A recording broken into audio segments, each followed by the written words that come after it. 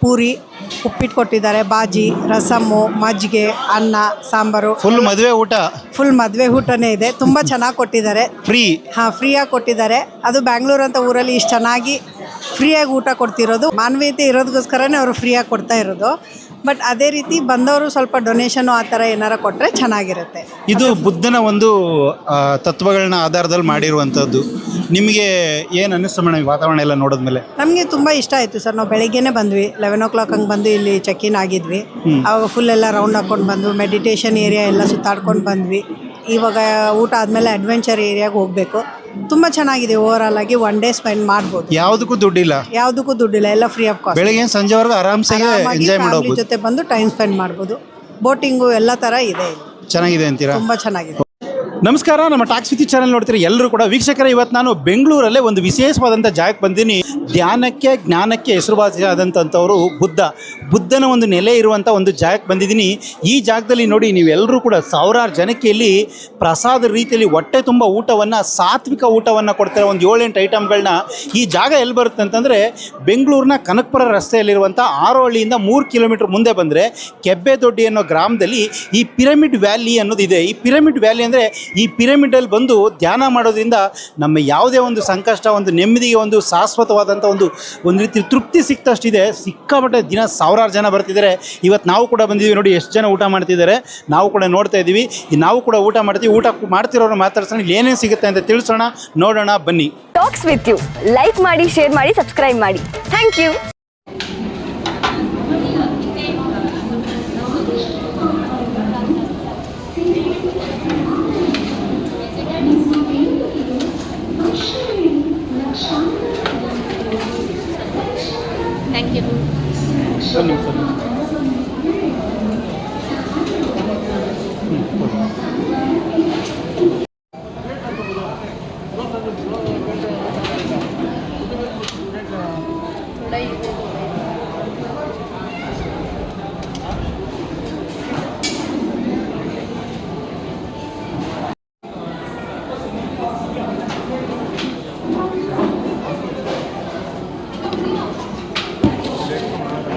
ನಾನು ರಾಜಾಜಿನಗರ್, ಬೆಂಗಳೂರು ಸರ್. ಇಲ್ಲಿ ಪ್ರಸಾದ ಊಟ ಮಾಡಿದ್ರಲ್ಲ ಮೇಡಮ್? ಹಾಂ ಸರ್, ಮಾಡಿದೆ. ಇಲ್ಲಿ ಏನೋ ದುಡ್ಡು ತಗೊಂಡ್ರ ಮೇಡಮ್? ಇಲ್ಲ ಸರ್, ಇಲ್ಲ. ಮತ್ತೆ ನೀವು ಮಾತ್ರ ದುಡ್ಡು ಉಂಡಿಗೆ ಹಾಕ್ತಾ ಇದ್ರಲ್ಲ? ಸರ್, ನಮ್ಮ ಥರನೇ ಇಲ್ಲ, ತುಂಬ ಜನ ಬಂದಿರ್ತಾರೆ.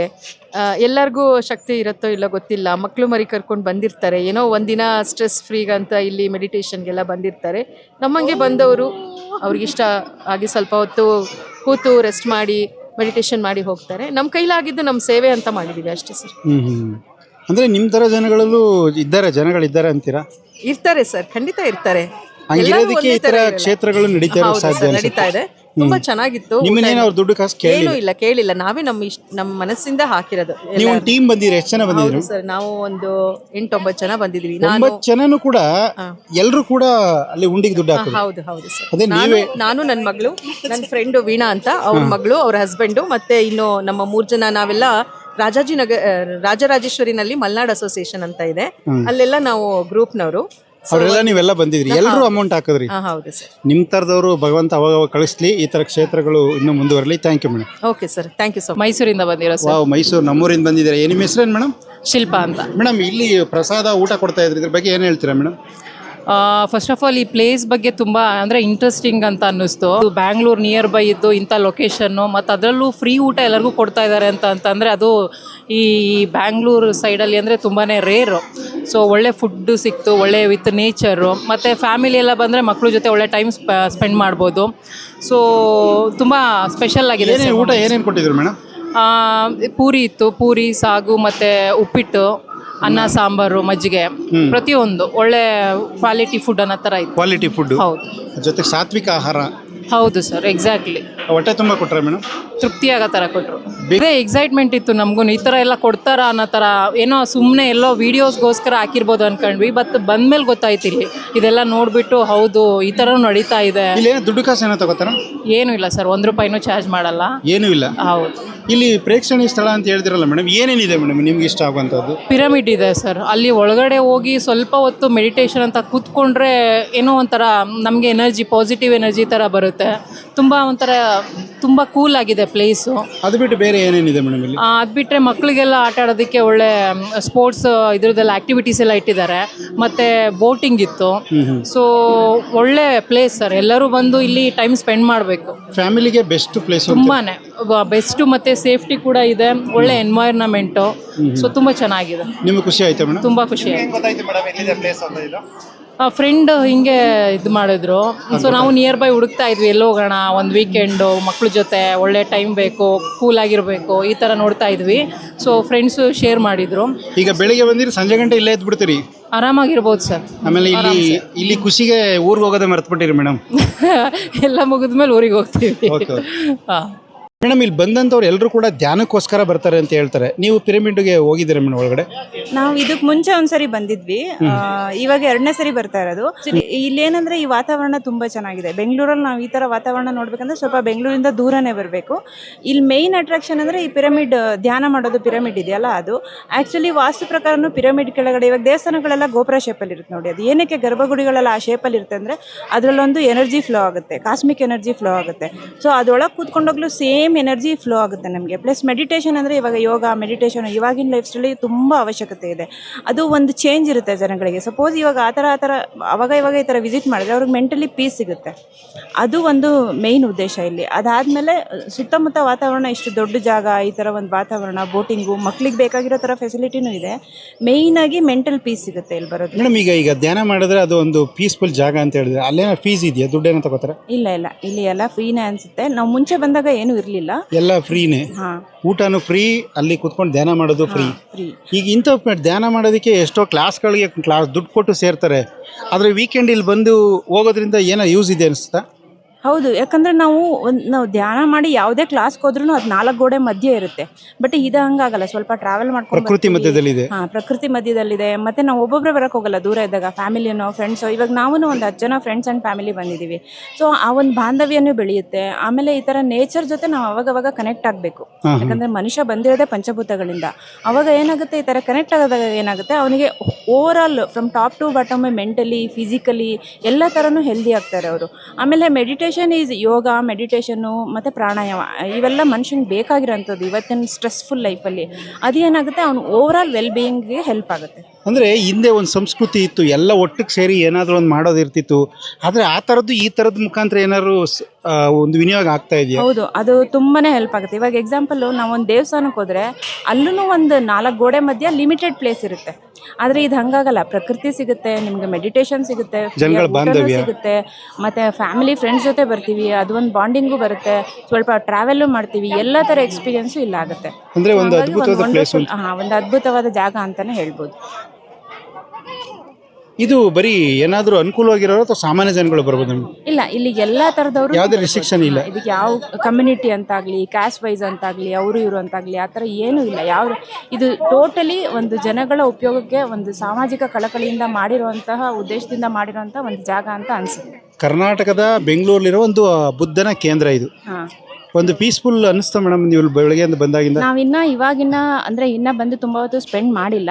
ಇವಾಗ ಬಂದು ಆ ಎಂಟ್ರಿಯಿಂದನೇ, ಆ ಎಂಟ್ರೆನ್ಸ್ ಪ್ಲೇಸಿಂದನೇ ನಿಮಗೆ ಆ ಪೀಸ್ ಆಫ್ ಮೈಂಡ್ ಆಗಲಿ ಅಥವಾ ಆ ಪಾಸಿಟಿವ್ ವೈಬ್ಸ್ ಆಗಲಿ ನಿಮಗೆ ಫೀಲ್ ಆಗುತ್ತೆ. ಅಂದರೆ ನೀವು ಒಳಗಡೆ ಎಂಟ್ರಿ ಆಗ್ತಿದ್ದಂಗೆ ಬೆಂಗಳೂರು ಮರ್ತೇ ಬಿಟ್ಟಿದ್ದೀರಾ?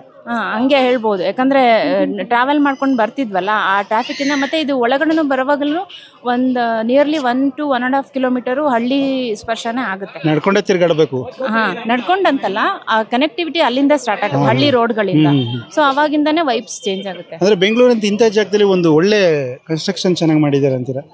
ಹೌದು, ಯಾಕಂದರೆ ನೀವು ಬೆಂಗಳೂರಲ್ಲಿ ಎಲ್ಲೋದ್ರೂ ನಿಮಗೆ ಈ ಥರ ಸಿಮೆಂಟು ಕಾಂಕ್ರೀಟ್ ಕಾರ್ಡ್ ನೋಡಿ ಈ ಥರ ಒಂದು ನೇಚರ್ ಮಧ್ಯದಲ್ಲಿ ಬಂದಾಗ ಆ ವೈಬ್ಸೇ ಬೇರೆ. ಅಂದರೆ ತುಂಬ ದೂರಿಗೆ ಸಪ್ರೇಟಾಗಿ ಹೋಗ್ಬಿಟ್ಟಿದ್ದೀವಿ ಅನಿಸುತ್ತೆ. ಆ್ಯಕ್ಚುಲಿ ಬೆಂಗಳೂರಿಯನ್ಸ್ಗೆ ಇದೊಂದು ಪುಣ್ಯ.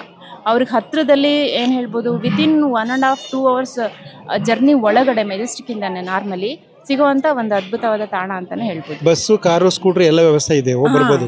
ಕಾಮನ್ ಮ್ಯಾನ್ಗೆ ಅನುಕೂಲ ಆಗೋ ಥರ ಬಸ್ಸು, ಈವನ್ ಮೆಟ್ರೋ ಕೂಡ, ಮೆಟ್ರೋ ಅಥವಾ ಆಟೋ, ಇವಾಗೇನು ರ್ಯಾಪಿಡೋ ಅದು ಇದು ಅಂತ ಆಗಿದೆ, ಹಂಗೂ ಬರ್ಬೋದು. ಎಲ್ಲ ಥರ ಕಮ್ಯುನಿಕೇಷನಿಂದನೂ ಕಮ್ಯೂಟಿಂಗ್ ಫೆಸಿಲಿಟೀಸ್ ಇದೆ. ಬೆಳಿಗ್ಗೆ ಬಂದರೆ ಸಂಜೆವರೆಗೂ ಒಂದು ಪೀಸ್ಫುಲ್ ಆಗಿ ಇದ್ದು ಹೋಗ್ಬೋದು. ಹೌದು, ಇರ್ಬೋದು.